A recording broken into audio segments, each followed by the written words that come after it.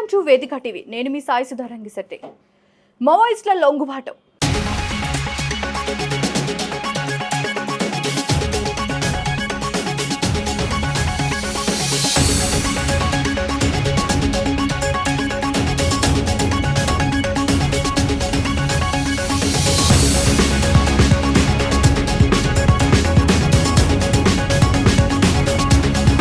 Maoist party కేంద్ర committee సభ్యుడు సుధాకర్ భార్య, రాష్ట్ర కమిటీ సభ్యురాలు కాకరాల సునీత, తెలంగాణ రాష్ట్ర కమిటీ సభ్యుడు చెన్నూరి హరీష్లు లొంగిపోయినట్టు రాచకొండ పోలీసులు వెల్లడించారు. 40 ఏళ్లుగా మావోయిస్టు పార్టీలో రహస్యోద్యమంలో పనిచేస్తున్న ఇద్దరు సీనియర్ మావోయిస్టులు తమ ఎదుట లొంగిపోయినట్టు Rachakonda police commissioner G Sudheer Babu media సమావేశంలో వెల్లడించారు. 40 సంవత్సరాలుగా ఒక ఐడియాలజీ మావోయిజం పర్స్పెక్టివ్లో పనిచేస్తూ ఉన్నటువంటి ఒక senior CPI Maoist state committee member, అలానే ఏసీఎం చెన్నూరి హరీష్ ఇప్పుడు మన ముందు జనజీవన స్రవంతిలో కలవడానికి వచ్చారు.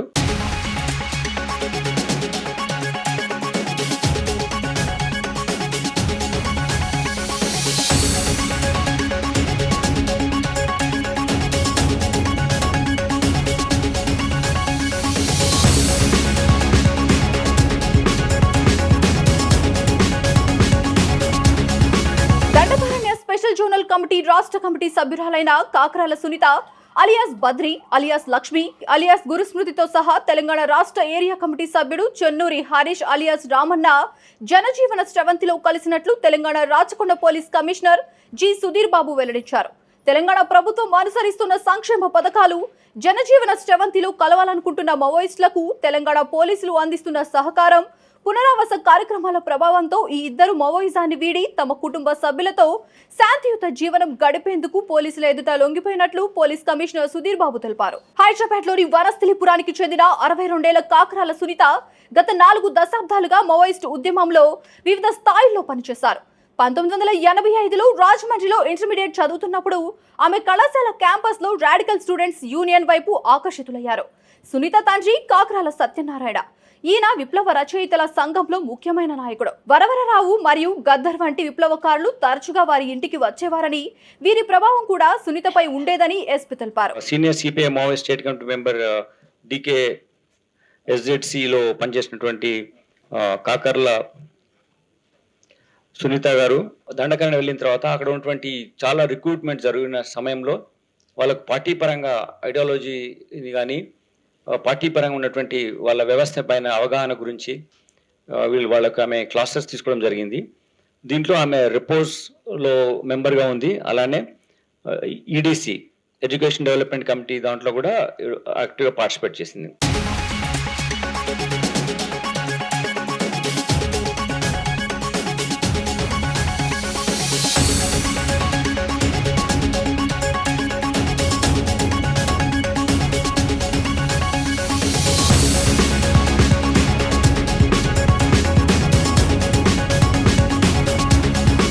జనవరి 1986లో Sunitha CPI ML People's war party వైపు ఆకర్షితురాలై అజ్ఞాతంలోకి వెళ్లిపోయారు.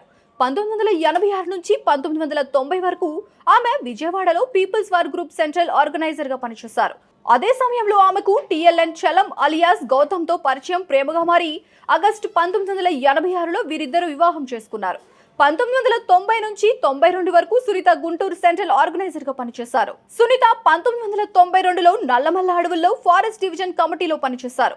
నల్లమల్లలో పనిచేస్తున్నప్పుడు వెలిగొండ, భైరవకోన ఎన్కౌంటర్లలో సునీత పాల్గొన్నారు. 2001 నల్లమల్లలో పనిచేసి సునీత ఆ తర్వాత డివిజనల్ కమిటీ సభ్యురాలయ్యారు.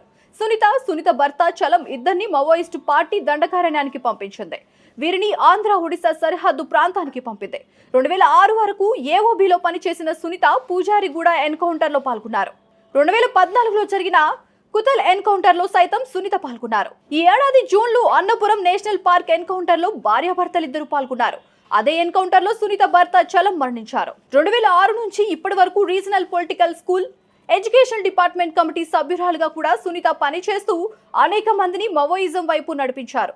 కింది మధ్యస్థాయి కేడర్కు మావోయిస్టు భావజాలం, రాజకీయ అవగాహనను అందించడంలో సునీత కీలకంగా వ్యవహరించారు.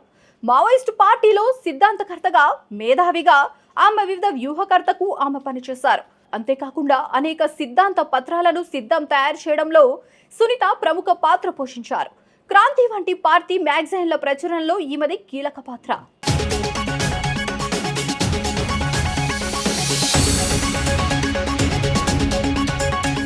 రాచకొండ పోలీసుల ఎదుట లొంగిపోయిన మరో మావోయిస్ట్ హరీష్ వయసు 35 ఏళ్లు. ఇతను భూపాల్పల్లి జిల్లా రేగొండ మండలం రంగయ్యపల్లికి చెందిన వ్యక్తి. 10వ తరగతి చదువుతుండగానే మావోయిస్టు పార్టీ సిద్ధాంతం పట్ల ఆకర్షితుడయ్యాడు. కొంతకాలం పార్టీ సాంస్కృతిక రంగంలో పనిచేసిన తర్వాత హరీష్ 2020లో తొలిసారి దళాల్లో చేరాడు. 2022 డిసెంబర్లో టేకమెట్ట ప్రాంతంలో నేషనల్ పార్క్ వద్ద జరిగిన ఎన్కౌంటర్లో హరీష్ పాల్గొన్నారు. జనజీవన స్రవంతిలో వచ్చినటువంటి చెన్నూరి హరీష్ అలియాస్ రమణ శ్రీను, ఇతను 30 సంవత్సరాల వయసు ఉంది. అతను 10th క్లాస్లో ఉన్నప్పుడు ఏటూ నగరంలో బీసీ వెల్ఫేర్ హాస్టల్లో ఉన్నప్పుడు అక్కడ ఈ ఇన్ఫ్లుయెన్స్కి వచ్చారు. ఐడియాలజీకి క్లాస్లో వెళ్ళడము, వాళ్ళతో పాటలు పాడిన ఇన్ఫ్లుయెన్స్ అయిపోయి, అలానే 2006 నుంచి 2018 వరకు అతను ఈ విధంగా ఇన్ఫ్లుయెన్స్లో ఉన్నారు.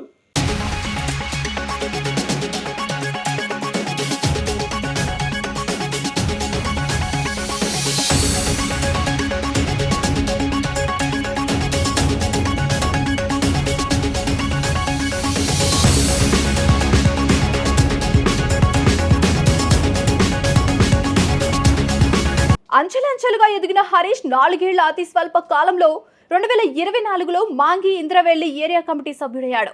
ఇదే ఏడాది జూన్లో జరిగిన ఇర్ఫాగుట్ట ఎన్కౌంటర్తో సహా అనేక ఎన్కౌంటర్లలో హరీష్ పాల్గొన్నాడు. ఇదే ఎన్కౌంటర్లో తెలంగాణ రాష్ట్ర కమిటీ సభ్యుడు భాస్కర్, మరో 3 కార్యకర్తలు మరణించారు.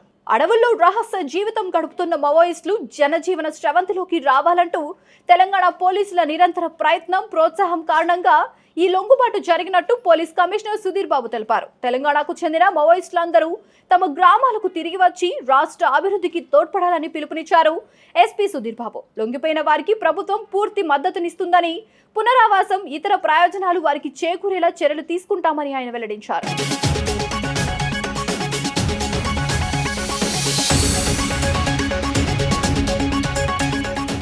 హరీష్లు ఇద్దరికీ ప్రభుత్వం తరపున పునరావాస పథకం కింద ఆర్థిక సహాయం, ఇతర జీవనోపాధికి అవసరమైన మద్దతు ఇస్తామని రాచకొండ ఎస్పీ ప్రకటించారు.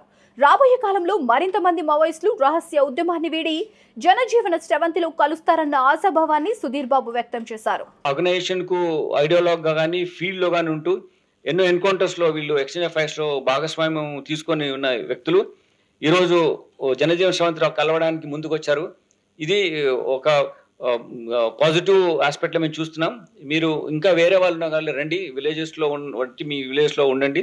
మీకు ప్రభుత్వం నుంచి రావాల్సినటువంటి ఇందిరమ్మ ఇల్లు which is promise to them house అటువంటి రావడం వస్తుంది. అలానే వాళ్ళపైన ఇప్పుడు 20 lakh రూపీస్ ఉన్నటువంటి మనీ ఇవిడకు ఇవ్వడం జరుగుద్ది. అలానే 4 lakhs ఉన్నటువంటి మనీ కూడా అతని హరీష్కు ఇవ్వడం జరుగుద్ది. చూసారు కదా, ఇది ఇవాల్టి స్పెషల్ స్టోరీ. మరొక స్పెషల్ స్టోరీతో మళ్ళీ కలుద్దాం. అంతవరకు చూస్తూనే ఉండండి వేదిక టీవీ. ప్లీజ్ సబ్స్క్రైబ్ టు వేదిక టీవీ.